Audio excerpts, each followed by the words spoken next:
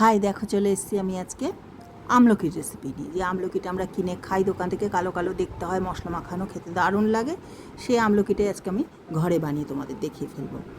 দেখো, গুড় বসিয়ে দিয়েছি, আখের গুড় অল্প পরিমাণে। এটা গুড়টা জাল দিতে ছেঁকে নিলে সবথেকে বেশি ভালো হয়, আমি সেটাই করেছি।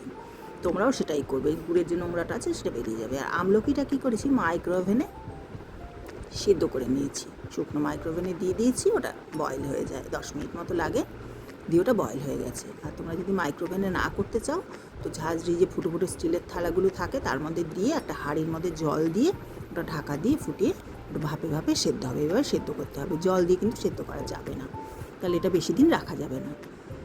তারপরে কেটে কেটে নিয়েছি পিস করে। আর দেখো, গুড়টা যখন কাঁচা গন্ধটা চলে যাবে, আমলকিটা আমরা গুড়ের মধ্যে দিয়ে দেবো। আর মশলার মধ্যে আছে জোয়ান, গোলমরিচ আর জিরে সম পরিমাণে নিয়ে ওটা শুকনো ভেজে নিচ্ছি।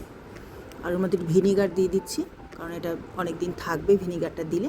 আর একটু নুন দিয়ে দিয়েছি, দিয়ে এবার ভালো করে এটাকে গুড় দিয়ে ওটাকে জাল দিতে হবে। যতক্ষণ না গুড়টা শুকিয়ে আসে একদম টান টান হয়ে, ততক্ষণ এটাকে আমরা গ্যাস কমিয়ে এটাকে জাল দিতে থাকবো। যখন একদম শুকিয়ে আসবে তখন নামিয়ে ঠান্ডা করে আমরা মশলাটা দেব, বা না নামিয়েও কড়াইতেও দেওয়া যায় খানিকটা মশলা।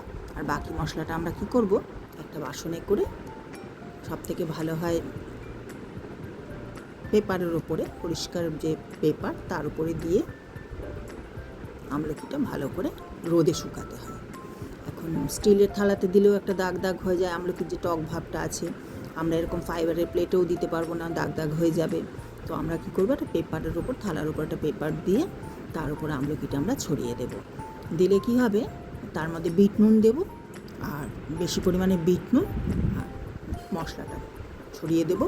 দিয়ে একবার রোদে শুকাবো একদিন, আবার খানিকটা মশলা আর একটু বিট নুন দিয়ে দেবো, দিয়ে আবার শুকাবো। এরমভাবে 2-3 দিন করে দিয়ে শুকালে একদম কালো কালারটা দোকানের মতো চলে আসবে। আমি তোমাদের দেখাচ্ছি শেষে কীরকম কালারটা আমার এসছে। দেখো, অলমোস্ট হয়ে গেছে এটা। এবার আমরা এটাকে মশলা মিশিয়ে নেব।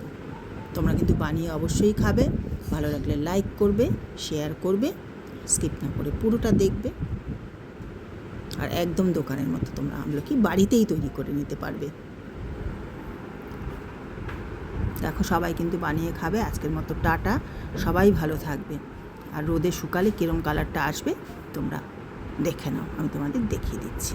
মশলা দেখো মিশিয়ে দিয়েছি, বাকি মশলাটা পরে রোদে শুকাবার সময় বাকি মশলাটাও মিশিয়ে দেবো। আজকের মতো টাটা, সবাই ভালো থাকবে। আর এরমভাবে আমলকি বানিয়ে অবশ্যই খাবে।